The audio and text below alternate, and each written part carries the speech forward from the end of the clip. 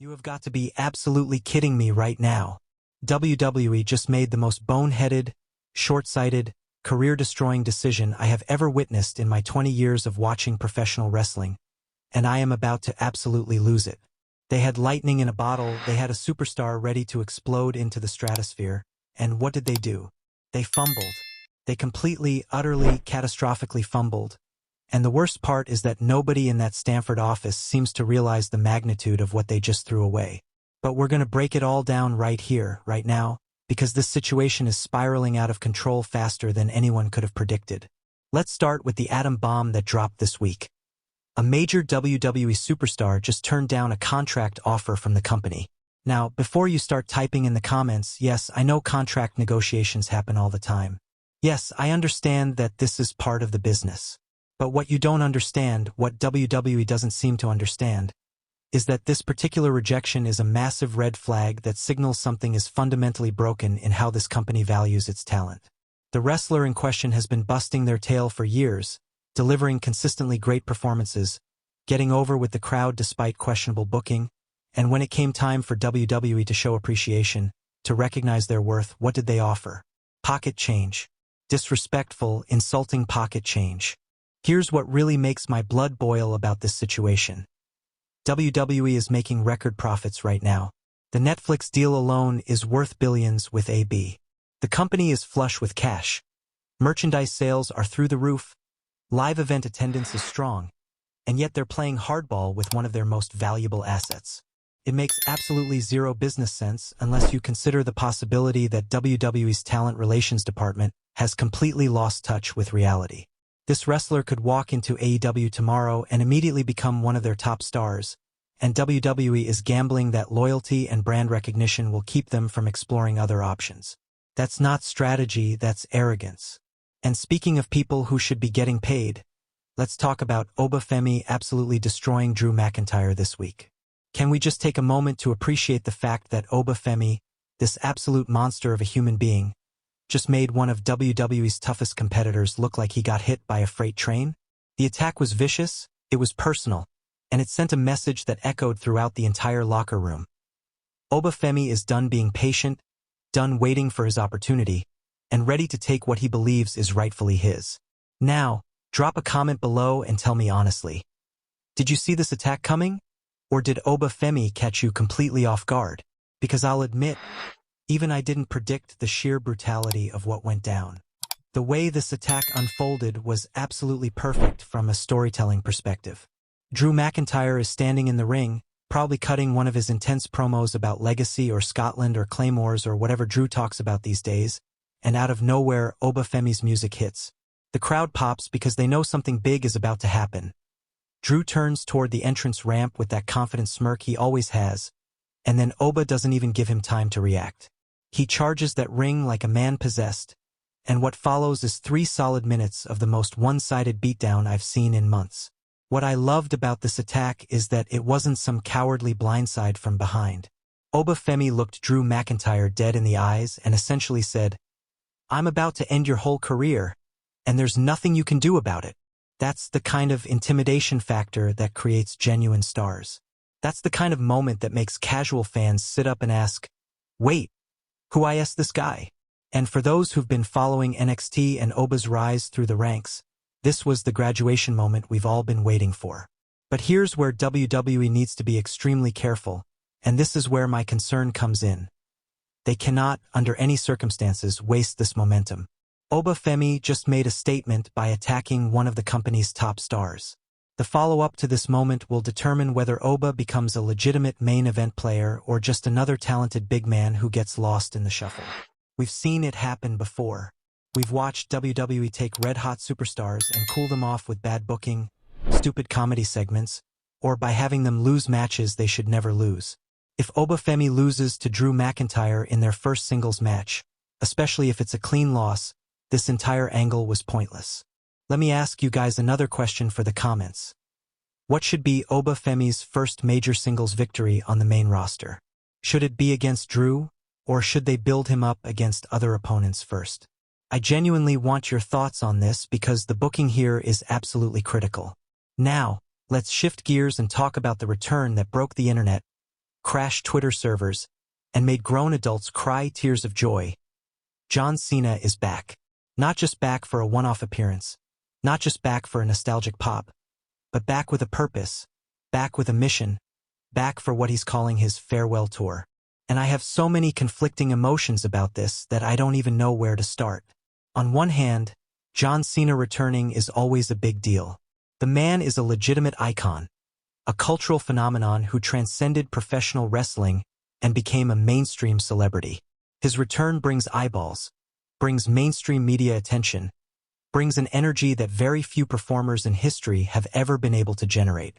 When that music hits and Cena comes running down the ramp with that same intensity he had 20 years ago, it's impossible not to feel something, even if you were a Cena hater during his peak. But on the other hand, and this is where I'm going to make some of you angry, John Cena returning also means that younger talent is going to get pushed to the side. It means that television time will be allocated to nostalgia instead of building the future. It means that WrestleMania season will inevitably revolve around Cena's storyline instead of giving that spotlight to people who are going to be here for the next decade. I understand why WWE does it, I understand the business logic, but that doesn't mean I have to like it. What really bothers me about this Cena return is the timing. WWE's roster right now is the deepest it's been in years. You have incredible talent on Raw, on SmackDown, on NXT, people who are ready to break through to that next level if given the opportunity.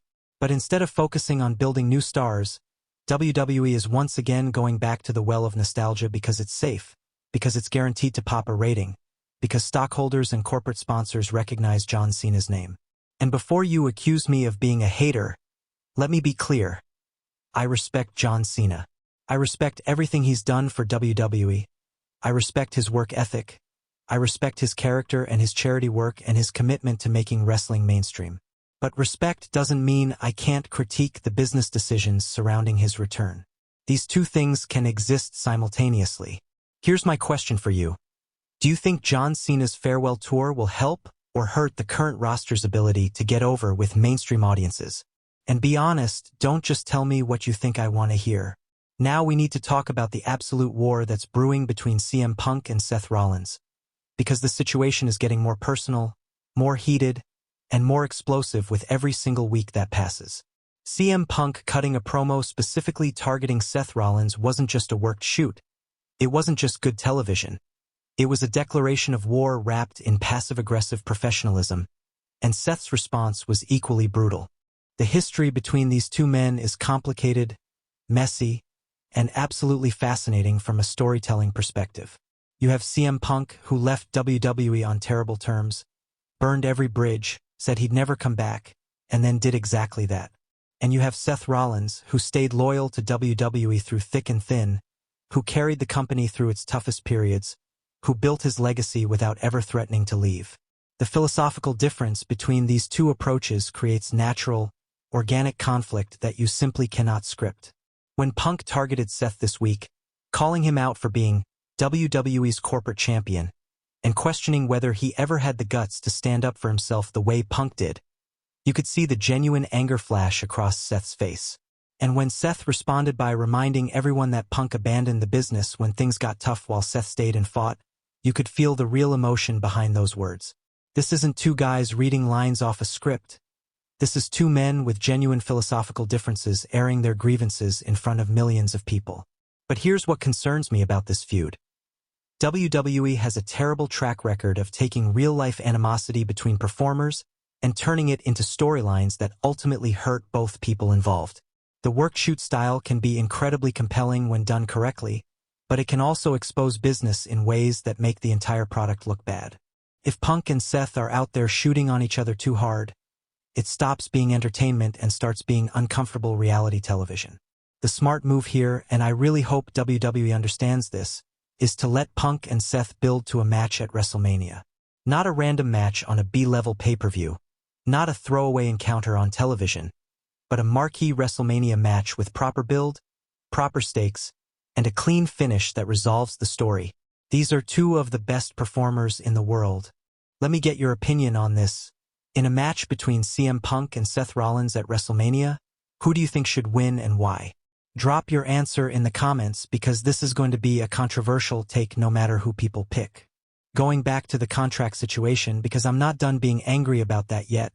The rejection of WWE's offer represents something bigger than just one wrestler's contract dispute. It represents a fundamental shift in how talent views their worth and their options in today's wrestling landscape.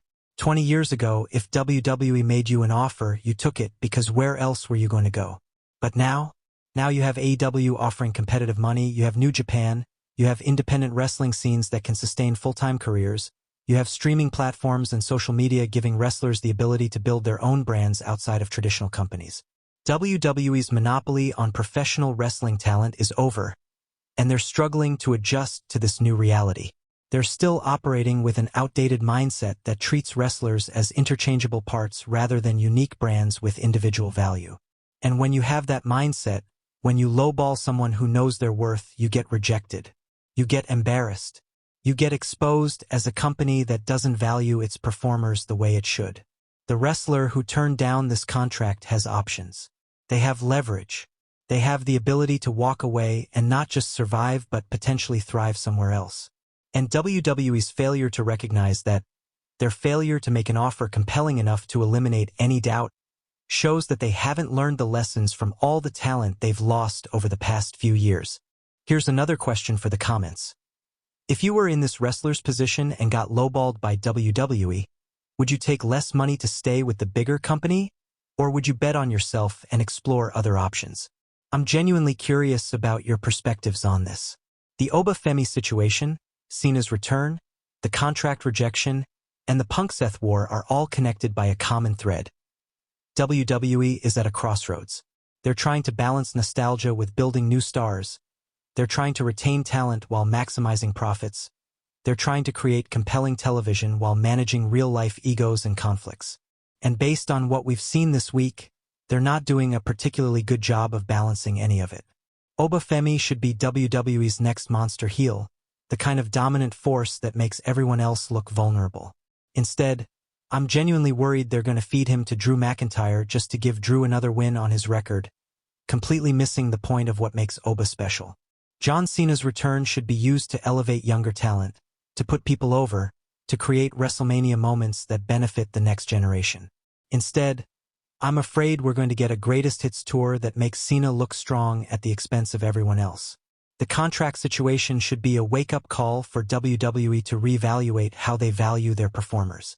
Instead, I bet they'll dig in their heels, refuse to budge on their offer, and then act surprised when the wrestler signs elsewhere. And the Punk-Seth feud should build to a cathartic, story-driven match that resolves their issues in a satisfying way. Instead, I'm worried we'll get a messy, overbooked finish that leaves everyone frustrated. Maybe I'm being too pessimistic. Maybe WWE will surprise me and handle all of these situations perfectly. But based on their track record, based on the decisions they've made over the past few years, one final question before we wrap this up. Out of all the storylines we discussed today, which one are you most invested in and why? Give me your detailed thoughts in the comments because I read every single one and I genuinely value your perspectives. Look, at the end of the day, we watch wrestling because we love it. We invest our time, our money, and our emotions into this bizarre, beautiful, frustrating form of entertainment because nothing else gives us the same feeling. But that doesn't mean we can't criticize when things go wrong. That doesn't mean we can't demand better from a billion-dollar company that has every resource imaginable at their disposal. WWE has the talent. They have the money. They have the platform. What they need is better decision-making, better long-term planning, and a better understanding of what makes their audience passionate about this product. The Oba Femi attack was a step in the right direction. Let's see if they can follow through and actually do something meaningful with it. The contract rejection should be a learning moment. The Punk-Seth feud has incredible potential.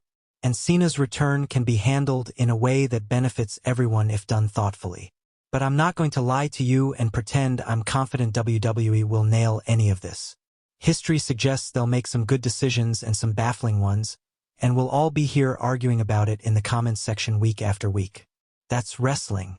That's what we signed up for.